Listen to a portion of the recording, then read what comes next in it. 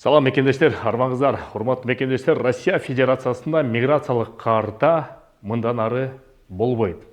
Ушул жөнүндө сөз баштайбыз. Сөз баштаардын астына кичинекей жарнама. Атайын Россияда мекендештер үчүн Кыргызстандан үйлүү кылуу максатында чоң жумушту алып баратабыз. Бир нече курулуш компаниялар менен сүйлөшүп туруп, биринчи төлөгү жок, үстөк пайызы жок, 5 жылга рассрочкасы менен айына болгону 58-60 миңдин тегерегинде Бишкектен үйлүү болууга жаңы шарттарды түздүк. Москва жергесинен сатуу бөлүмүн ачтык. Телефон номерлерин сатуу бөлүмүнүн адресинин астына жазып коюп, Макритская метросунда кайрылыңыздар. Кыргызстандан үйлүү болуп, биринчи төлөмү жок, батирлүү болсоңуздар болот.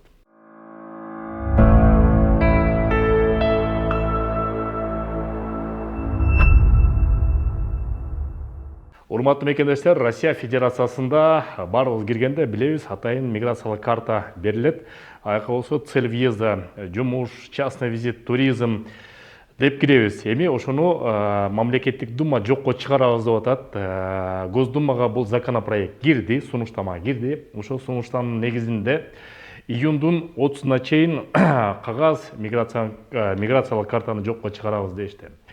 Анын ордуна башкача приложение болот, балким RU-ID деген приложение болот, же балким специальный профиль иностранного гражданина. Амин Асмал бирок дагы бир башка түрү болушу мүмкүн. Аны жакында айтабыз, жана миграциялык картанын аркасына печать кандай коюлушу мүмкүн.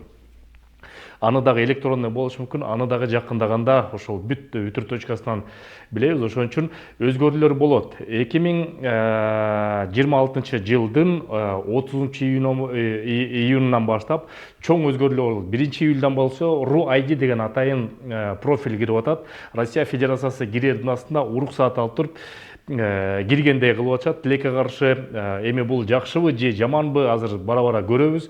Бирок башында көнбөстүк кылабыз, бир аз кыйналабыз, анын баарын бай ишке ашкандан кийин андан кийин бир аз жеңилдеп болушу мүмкүн. Башында бир аз кыйналышы жеке эле кыргызстандыктар эмес, жалпы мигранттарга да болушу мүмкүн.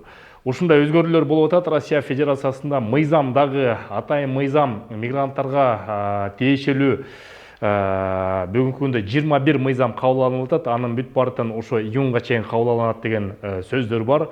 Ал жакындаганда дагы кандай мыйзамдар экенин, эмне болуп бүт баарын айтып беребиз. Силер сак саламатта болуңуздар. Силер менен Кыргыз диаспора кеңеши төрагасы мен Кубанычбек Осмонбеков. Görüşкөнчө. Урматтуу мекендештер, биз эки ири долбоор менен иштеп жатабыз. Биринчиси бул мекендештерге сим-карта тартуулоо. Кайрымдуу мекендеш долбоордун өкүлдөрү 300 рубльдан турган чыныгында безлимиттик тарифти силерге сунуштап жатат.